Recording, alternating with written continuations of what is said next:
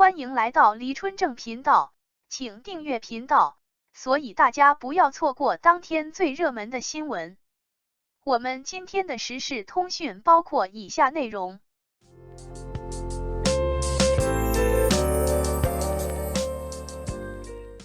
王一博也带不动燕窝大王。王一博代言燕窝品牌燕之屋后，品牌虽收入增长，但净利润下滑。燕之屋依赖营销，但性价比不足及市场变化导致线下渠道收入增速不及预期，影响整体毛利率。年轻化转型策略对营收贡献有限，品牌需重新考虑转型策略。今年的520顶流王一博在自己的社交媒体上宣传起了号称贵妇专享的燕窝。没错，燕窝第一股燕之屋做了一个大胆的决定，邀请王一博担任全球品牌代言人。要知道，燕窝品牌的代言人此前多为成熟女性，如刘嘉玲、林志玲、巩俐之于燕之屋，章子怡、陈数之于小仙炖，找95后男演员代言属实是头一遭。考虑到男性代言女性化妆品已经见怪不怪，王一博代言燕窝似乎也没有什么不妥，毕竟仅微博一个平台他就拥有4000万加的粉丝。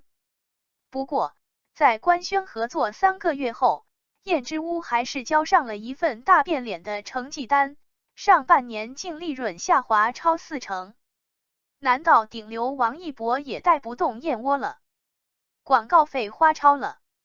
拿出3-5克燕盏，纯净水泡发后撕成条，沥干水分后放入炖盅内，再加适当的红枣、枸杞、纯净水等，隔水炖30分钟，一盅燕窝就炖好了。听起来操作步骤并不难，但就是这小小的燕窝，却催生了一门600亿的生意。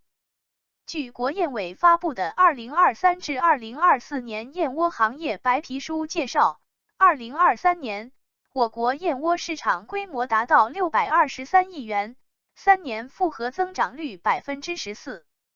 而粉丝们你一口我一口的热情，还将这一碗燕窝送上了资本市场。2023年12月，燕之屋登陆港交所，成为燕窝第一股。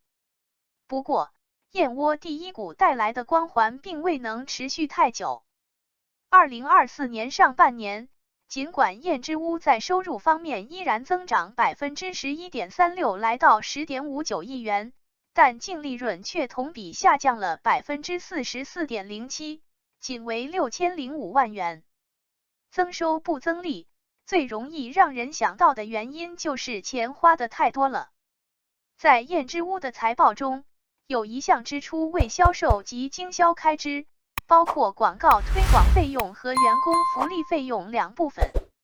2023年上半年，燕之屋的销售及经销开支费用为2.64亿元，但截至今年6月底，这一数字则涨到了3.65亿元，比去年同期直接多了1.01亿元，涨幅38.45%。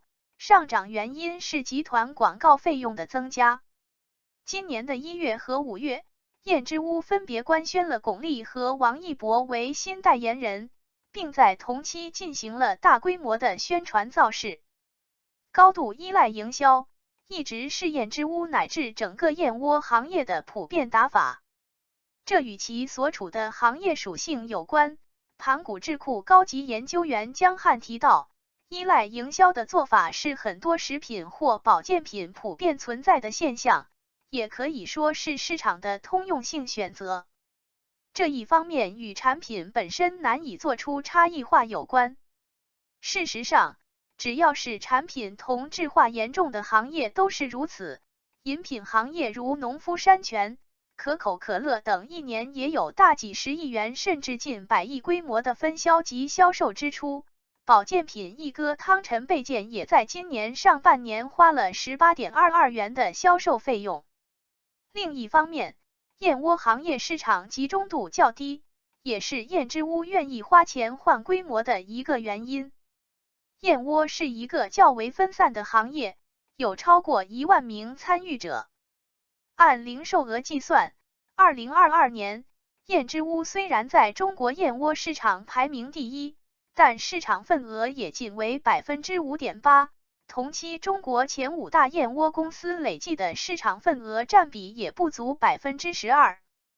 因此，通过大规模广告营销，可以快速吸引消费者的关注，而燕之屋总收入的4连涨也印证了这一点。2020至2023年，燕之屋的销售及经销费用分别为 3.18 亿元、3.99亿元、5.04亿元和5.63亿元，分别占同期总收入的 24.4%、26.5%、29.1% 和 28.7%。与此同时，燕之屋的收入、利润均水涨船高，总收入从 13.01 亿元涨至 19.64 亿元，净利润也从 1.23 亿元涨至 2.12 亿元。那这一次猛砸营销为什么不管用了？性价比不足。燕之屋增收不增利的另一个原因，还隐藏在财报中的一串数字里。今年上半年，燕之屋线上渠道收入为 6.41 亿元，同比上涨 21.89%， 线下渠道总收入约为 4.19 亿元，同比下降 1.64%。自燕之屋公开财务数据以来，线下收入一直不及线上，但这不代表线下不重要，相反，线下一直都是燕之屋的利润大头。虽然燕之屋并未公开过线下线上的利润占比，但对于今年增收不增利的情况，公司在财报中坦言，线下渠道收入增速不及预期，线下占比降低导致毛利率下降。在2020至2023年，燕之屋无论线下还是线上渠道，收入均能保持增长。换句话说，今年是燕之屋自2020年以来的首次收入下滑。线下为何突然卖不动了？这一点其实不难理解。今年以来，随着消费者愈发理性，性价比成为消费决策的关键词，这一点在线下渠道表现得尤为明显，比如白酒和餐饮，价格下行成为普遍现象。而燕之屋线上价格本就比线下价格更有优势，因此进一步加剧了这种不平衡。有意思报告对比燕之屋线下门店和线上网店的产品发现，对于规格相同的几款高端晚宴，燕之屋线上线下价格保持一致。但是对于部分规格不同的产品，相比于线下，线上购买确实便宜很多。以冰糖官燕为例，线下6瓶60克的售价为480元，线上8瓶70克的售价为 448.38 元。燕之屋客服告诉有意思报告，线上每瓶干燕窝含量是 1.5 克，而线下每瓶含量只有 1.2 克，因此线上购买更划算。左图为燕之屋天猫旗舰店，右图为官网介绍的线下门店同款。客服所言非虚，如果依此粗略计算干燕窝的价格，线下冰糖官燕中干燕窝的价格约是每克 66.67 元，线上则是每克 37.37 元，价格差出近1倍。江汉认为，燕之屋是通过线上走量的打法，通过牺牲一部分利润来换规模，因此其线下利润率更高也在情理之中，这才会出现线下收入减少导致整体毛利率下降的情况。再加上燕窝并非刚需，且围绕燕窝的争议始终没有散去，更加注重性价比的线下消费者，理所当然会减少消费频次。在燕之屋天猫品牌直播间，主播一直强调的是燕窝具有滋补、保养功能，不仅适合日常食用，还能帮助孕中期之后的宝妈进行营养补充。上海交通大学农业与生物学院食品科学与工程系副研究员高博彦对有意思报告提到，燕窝营养学价值主要是唾液酸、蛋白质，其中蛋白质并不罕见，只要均衡饮食，注意优质蛋白质如牛奶、鸡蛋等的摄入，就足够满足普通人的营养需求。至于唾液酸，主要成分为 N 乙酰神经氨酸，成年人既能自行合成，也能从饮食比如牛奶、鸡蛋和动物肉类等中获取。不过，燕窝作为一种食品，正常摄入对健康并无坏处，其作为安慰剂或者优质生活品质象征的意义还是值得肯定的。高博彦补充道，让年轻人买单。过往的消费群体开始理性选择保守消费，那么寻找新的增量成为当务之急。长久以来，燕窝一直被视为贵妇专享，消费人群以30-40岁女性为主。据国燕委发布的2021至2022年燕窝行业白皮书介绍，3线及以上城市的20-50岁女性是燕窝的主要消费群体，其中30-40岁占比 46.43%， 其次是18-30岁，占比为 31.29%。因此，实现年轻化转型正是燕之屋携手王一博的逻辑所在。数据分析网站波波数据洞察的粉丝画像来看，王一博在微博拥有4000多万粉丝，以19-24岁的年轻女性为主。此外，燕之屋还推出了一系列100元新品，瞄准年轻人。2023年至2024年，燕之屋上新了包括小燕浓燕窝粥、燕窝肽天然苏打水、生椰桃胶燕窝、整根人参燕窝饮、燕窝流心酸奶冰淇淋在内的多个产品，其中除了生椰桃胶燕窝外，价格均在200元以内，属于燕之屋产品系中的平价一类。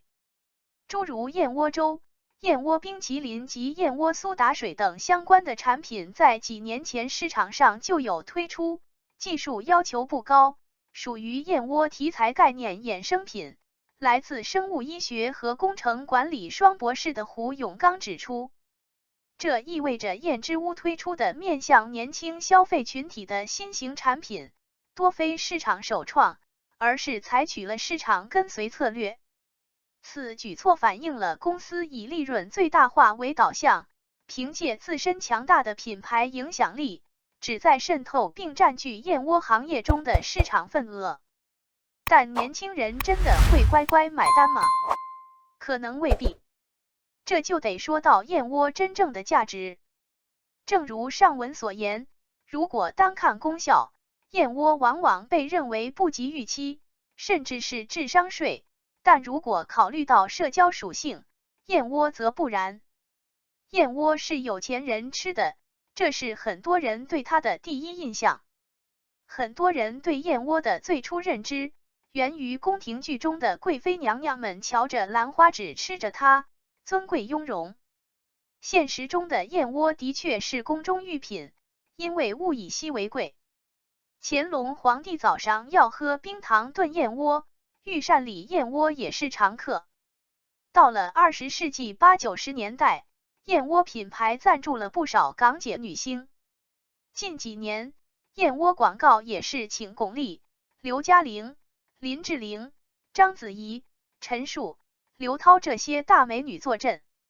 久而久之，贵妃娘娘、富太太和女明星优雅吃燕窝的模样，潜移默化在消费者心中留下固有印象，吃燕窝等于美貌加富贵加上流社会，这也是燕窝被称为贵妇专享的由来。站在这个角度，为了年轻化而打造的燕窝产品，能带来多大的社交价值需要打个问号。事实上，从2023年的数据看，这类年轻化产品对燕之屋整体营收的贡献也确实有限。当年，其燕窝粥产品实现的收入为2290万元，仅占该年度19.64亿元总收入的 1.17%。江汉认为，燕之屋想通过年轻化新品来改善公司业绩有一定难度。一方面，相比于纯燕窝产品，燕窝粥、燕窝水等新品在燕之屋整体收入中占比偏低，能贡献的利润有限。另一方面，事实上，相比于自用，燕窝的主力消费在于礼赠需求，而年轻化新品明显不符合顾客的高端礼赠需要。因此，如何吸引更多消费者自用燕窝，形成稳定的消费意愿，才是品牌应该努力的关键。更重要的是，此前燕之屋一直走的是高净值人群路线，无论是举办女子高尔夫巡回赛，还是与5星级酒店合作推出燕窝下午茶及燕窝高订菜单，瞄准的都是高端客户群体。如今，转型年轻化，降低产品价格，势必意味着需要在成本控制上做文章。以其200克一碗的燕窝粥为例，燕窝含量标准为不低于300 mg 碗，燕窝含量已经微乎其微，这真的符合其品牌调性吗？年轻化到底怎么转型？要不要转型？燕之屋可能还需要再想想清楚。感谢您观看视频。如果您觉得本时事通讯有用，请不要忘记点赞、评论和订阅。